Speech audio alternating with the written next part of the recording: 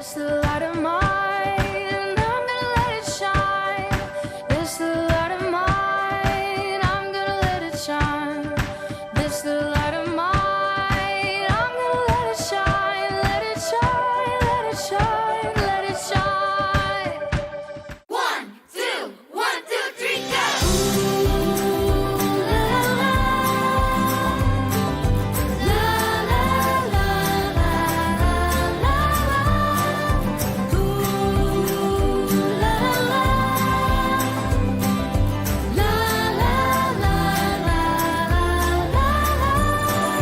Kasih sempurna tutupi semua Star Kids, let your light shine!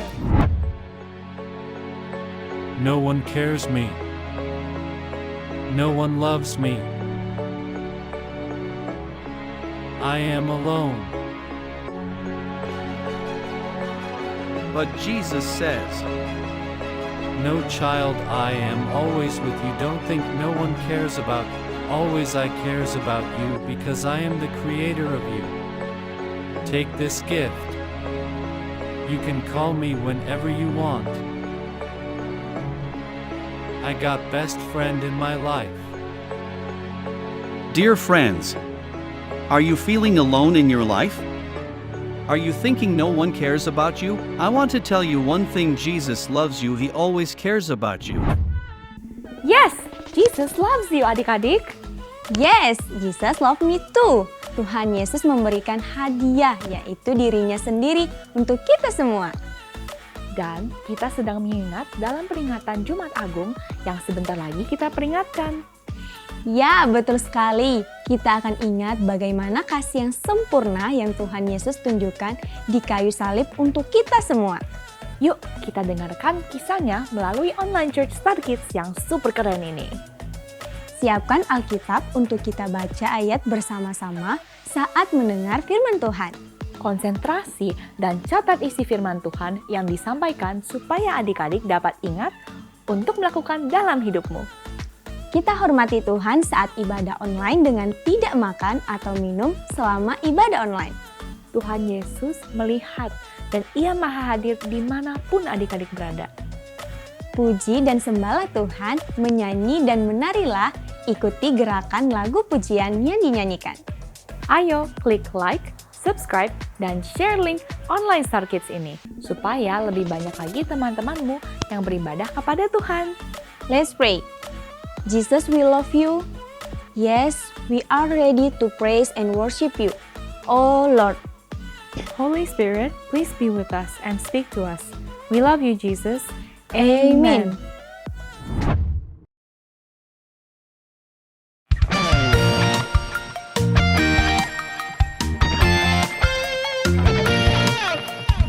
I know Jesus loves me. Yes, Jesus loves everyone. Jesus loves me, this I know, for the Bible tells me so.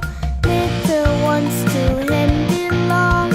They are weak, but He is strong. Yes, Jesus loves me. Yes, Jesus loves me. Yes, Jesus loves me. The Bible tells me so. Jesus loves me, this I know, as He loved so long ago, taking children on His knee, saying, "Let them come to me." Yes, Jesus loves me. Yes, Jesus loves me. Yes, Jesus loves me. The Bible tells me so. Jesus loves me still today, walking with me on my way, wanting as a friend to give light and love to all who live. Yes, Jesus loves me. Yes, Jesus loves me. Yes, Jesus loves me. The Bible tells me so. Yes, Jesus loves me. Yes, Jesus loves me. Yes, Jesus loves me. The Bible tells me so. The Bible tells me so.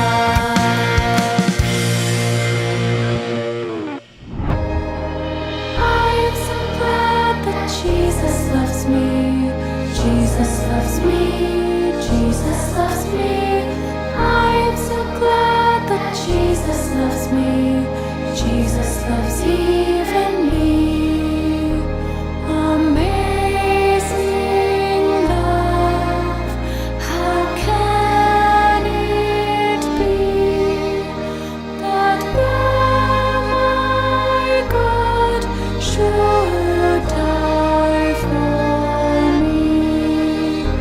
Amazing love, how can it be that thou, my God, should die for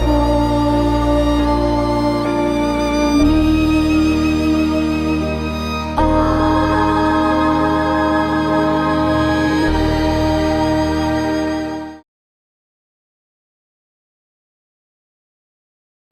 Di Indonesia, Badan Palang Merah dibentuk pada 17 September 1945 dengan nama Palang Merah Indonesia atau PMI dengan ketua pertama Dr. Andes Muhammad Hatta.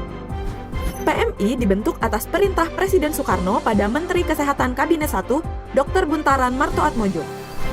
PMI diakui secara internasional oleh ICRC dan IFRC pada tahun 1950. Saat ini, PMI diperkuat legalitasnya sebagai satu-satunya perhimpunan nasional di Indonesia melalui Undang-Undang Nomor 1 Tahun 2018 tentang Kepalang Merahan, yang juga menegaskan bahwa Indonesia resmi memilih lambang palang merah yang digunakan oleh Satuan Kesehatan TNI dan PMI. Sesuai dengan undang-undang tersebut, lambang palang merah berfungsi sebagai tanda pelindung dan tanda pengenal, serta lambang PMI yang digunakan hanya oleh Perhimpunan Nasional PMI. Jadi, gambar seperti salib ini adalah lambang dari Palang Merah Indonesia, ya adik-adik. Lambang palang merah ini adalah sebagai pelindung dan pengenal tenaga kesehatan untuk memberi bantuan pada masyarakat. Oh iya, kalau di jalan nih, aku suka melihat pada mobil ambulans yang suka membawa orang sakit. Dan di mobil ambulans itu ada lambang palang merah, seperti yang tadi. Lambang palang merah ini mengingatkan Kareti pada apa yang Tuhan Yesus lakukan bagi kita semua di kayu salib. Betul, lambang palang merah hampir sama dengan lambang salib Tuhan Yesus ya. Dan kita akan dengar bersama apa yang terjadi dengan Tuhan Yesus sehingga ia disalibkan di atas kayu salib itu. Dalam Injil Markus pasal 14 dijelaskan bahwa setelah penangkapan Yesus di Taman Getsemani, kemudian Yesus dibawa menghadap imam besar, imam kepala, tua-tua, dan ahli Taurat yang juga berkumpul di situ. Ya, aku ingat. Di Taman Getsemani itu Tuhan Yesus berdoa kepada Allah. Jadilah kehendak-Mu dan bukan kehendak-Ku. Tuhan Yesus taat bersedia melakukan apa yang Allah perintahkan kepadanya.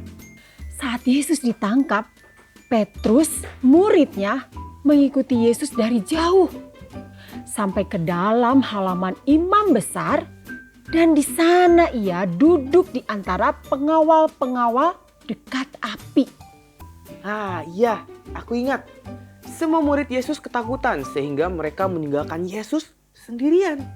Imam-imam kepala dan seluruh orang-orang di mahkamah agama mencari kesaksian yang palsu terhadap Yesus supaya ia dapat dihukum mati. Tetapi mereka tidak memperolehnya. Banyak juga orang yang mengucapkan kesaksian-kesaksian bohong terhadap Yesus. Tetapi kesaksian-kesaksian itu benar-benar tidak sesuai yang satu dengan yang lainnya. Jadi tidak ada sambungannya, tidak saling nyambung. Tentu mereka tidak akan menemukan kesalahan karena Yesus tidak pernah melakukan kesalahan, apalagi berbuat dosa. Never.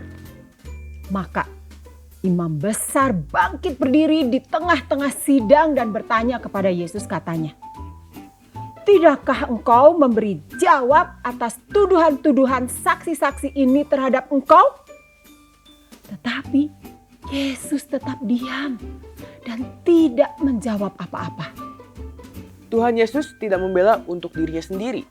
Karena ia tahu bahwa yang dilakukannya adalah karena ia melakukan kehendak Bapa untuk mengampuni dosa manusia. Imam besar dan orang-orang dengan suara bulat, mereka memutuskan bahwa Yesus harus dihukum mati. Sesungguhnya ini tidak adil. Karena tidak ada kesalahan apapun yang Yesus lakukan. Dan tidak sepatutnya Yesus harus dihukum. Yang dihukum itu kan orang yang melakukan kejahatan. Benar gak adik-adik?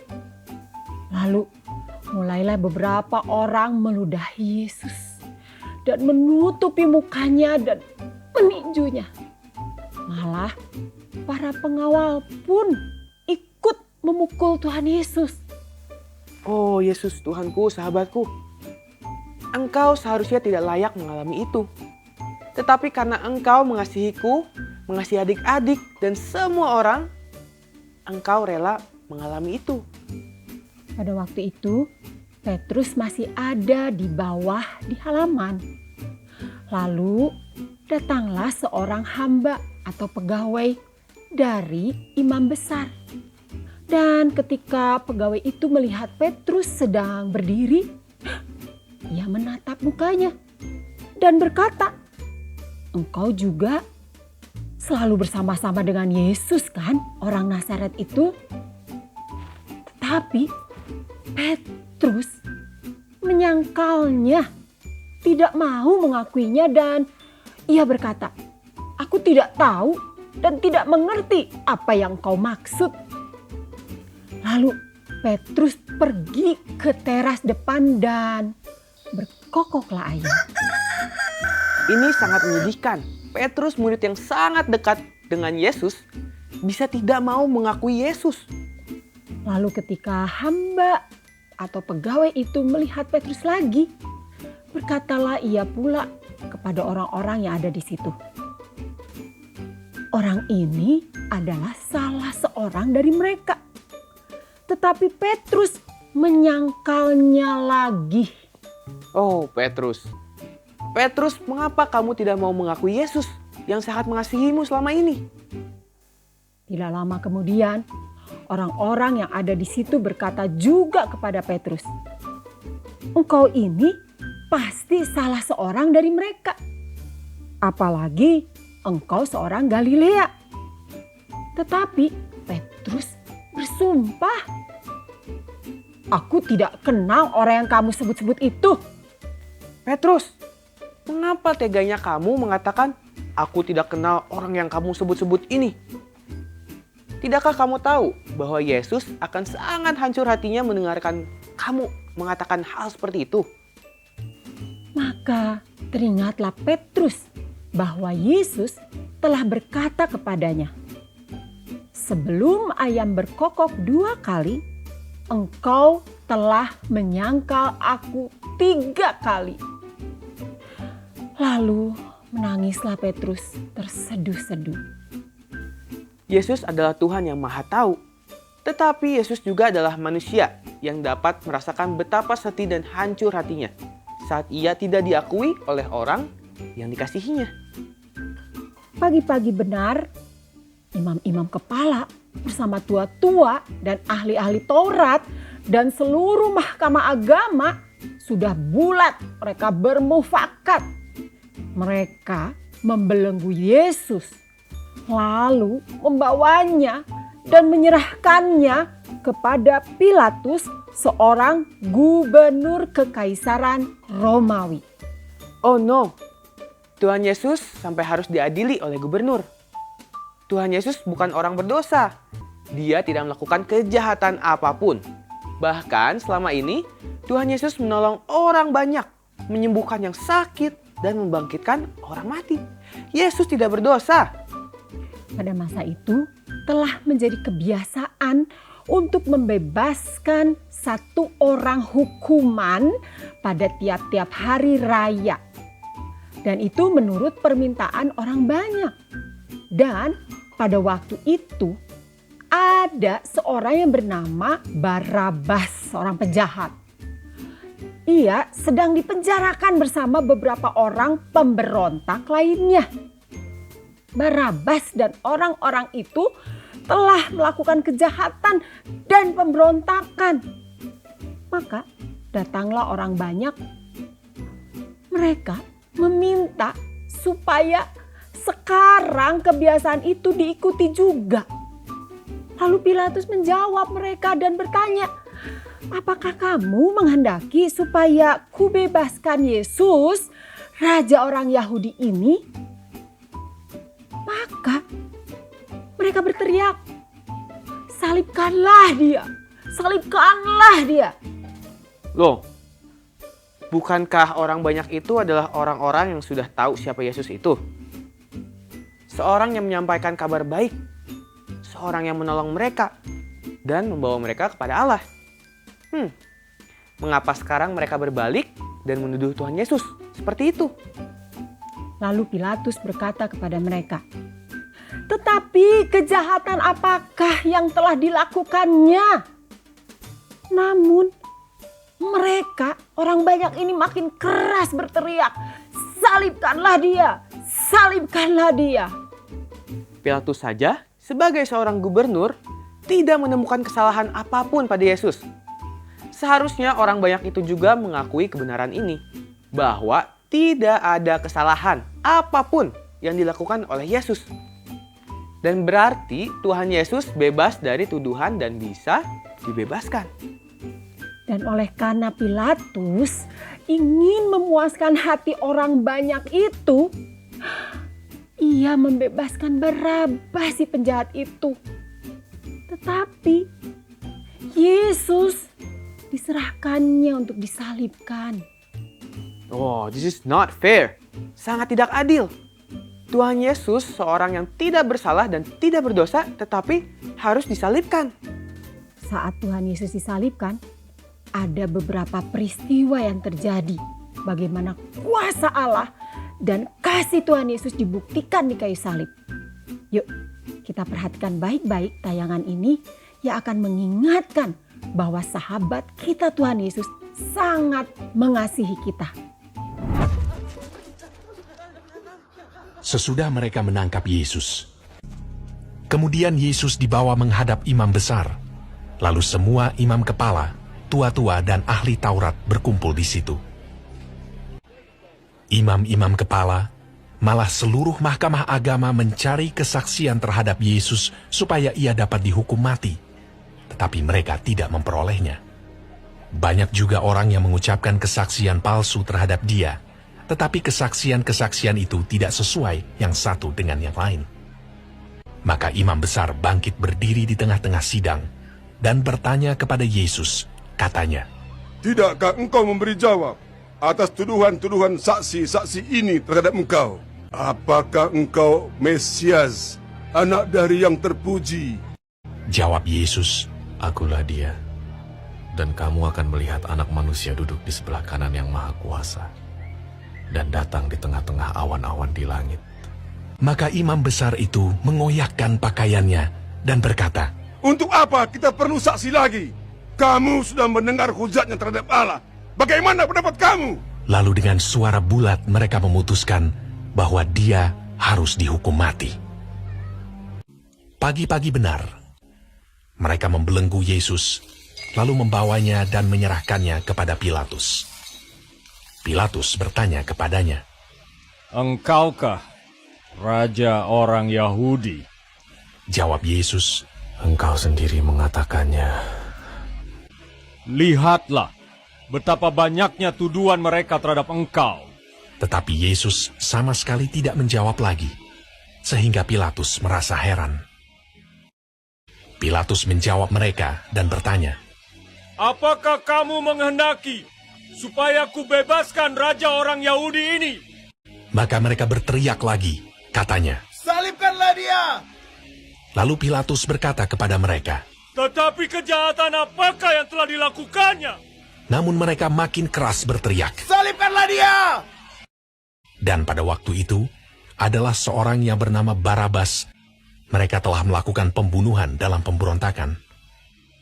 Dan oleh karena Pilatus ingin memuaskan hati orang banyak itu, ia membebaskan Barabas bagi mereka. Tetapi Yesus disesahnya, lalu diserahkannya untuk disalibkan. Mereka mengenakan jubah ungu kepadanya, menganyam sebuah mahkota duri dan menaruhnya di atas kepalanya. Kemudian mereka mulai memberi hormat kepadanya. Katanya, "Salam, hai Raja orang Yahudi."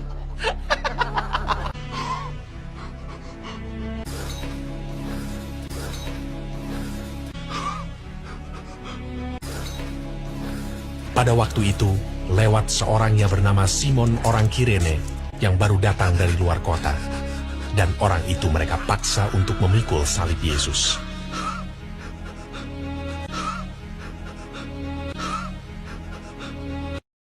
Mereka membawa Yesus ke tempat yang bernama Golgota, yang berarti tempat tengkorak.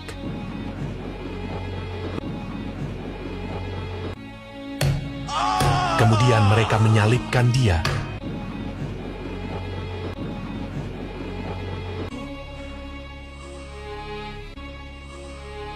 Hari jam 9 ketika ia disalibkan. Orang-orang yang lewat di sana menghujat dia. Dan sambil menggelengkan kepala, mereka berkata, "Hai engkau yang mau merubuhkan bait suci dan mau membangunnya kembali dalam 3 hari. Turunlah dari salib itu dan selamatkan dirimu." Demikian juga imam-imam kepala bersama-sama ahli Taurat mengolok-olokkan dia di antara mereka sendiri, dan mereka berkata, "Orang lain ia selamatkan, tetapi dirinya sendiri tidak dapat ia selamatkan." Bersama dengan dia disalibkan 2 orang penyamun, seorang di sebelah kanannya dan seorang di sebelah kirinya. Bukankah engkau adalah Kristus? Selamatkanlah dirimu dan kami. Kita memang selayaknya dihukum, sebab kita menerima balasan yang setimpal dengan perbuatan kita. Tetapi orang ini tidak berbuat sesuatu yang salah. Yesus, ingatlah akan aku apabila engkau datang sebagai Raja. Kata Yesus kepadanya, "Aku berkata kepadamu, sesungguhnya hari ini juga engkau akan ada bersama-sama dengan aku di dalam Firdaus." Pada jam 12, kegelapan meliputi seluruh daerah itu. Dan pada jam 3, berserulah Yesus,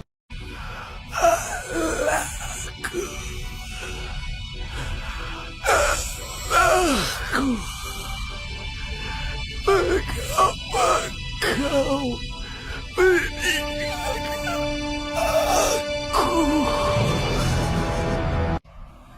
Lalu berserulah Yesus dengan suara nyaring dan menyerahkan nyawanya.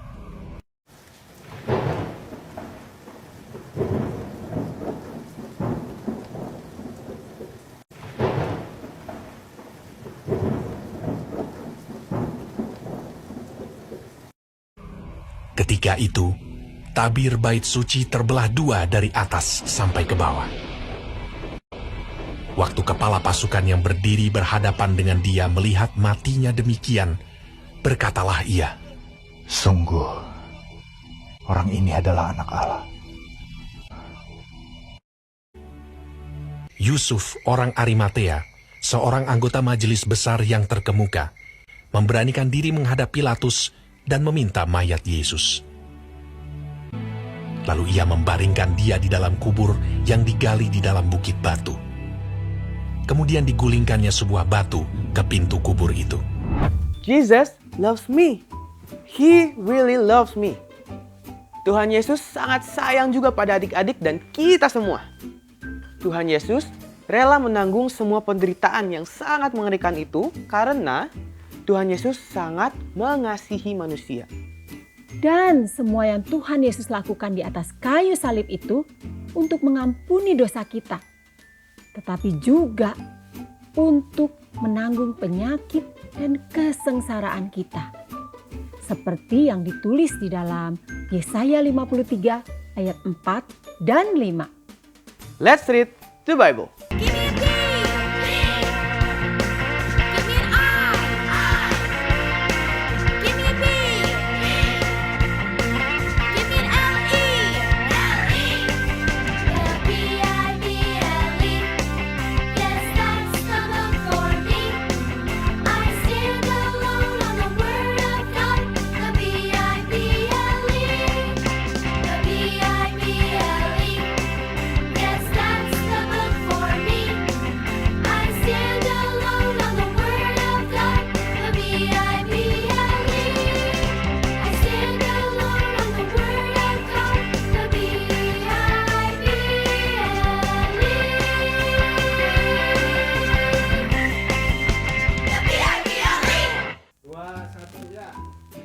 Yesaya 53 ayat 4. Tetapi sesungguhnya penyakit kitalah yang ditanggungnya dan kesengsaraan kita yang dipikulnya.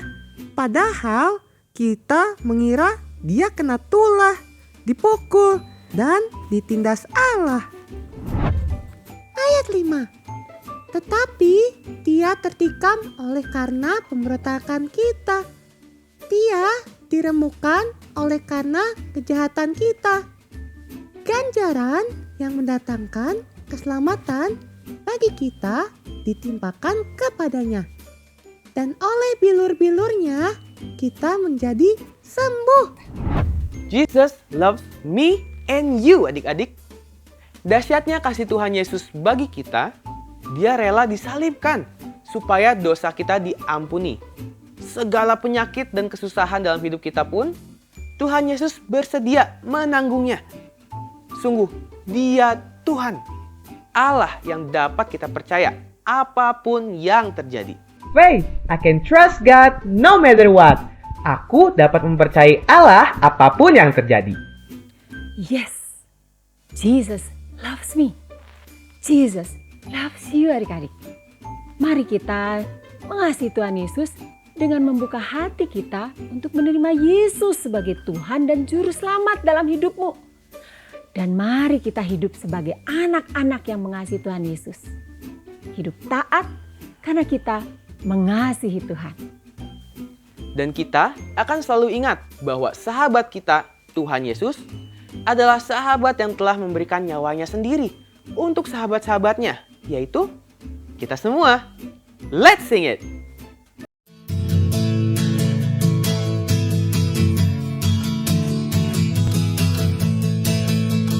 Greater love has no one than this, that one laid down his life for his friends. Greater love has no one than this, that one laid down his life for his friends. Jesus is that wonderful friend. Read John 15:13, and you'll see then that greater love has no one than this, that one laid down his life for his friends. Greater love has no one than this, that one laid down his life for his friends. Greater love has no one than this, that one laid down his life for his friends. Jesus is that wonderful friend. Read John 15:13, and you'll see then that greater love has no one than this, that one laid down his life for his friends. Adik-adik, mari kita datang kepada Tuhan Yesus. Tuhan Yesus, terima kasih untuk kasih-Mu yang begitu besar kepada kami.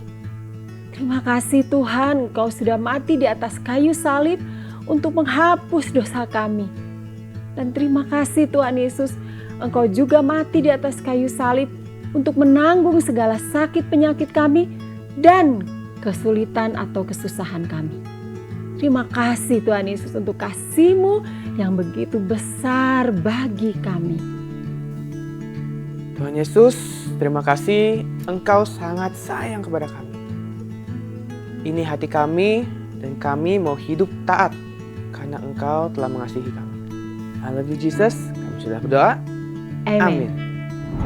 Wah Kak Srida, aku jadi ingin nangis. Sungguh kasih Tuhan Yesus sangat besar bagiku.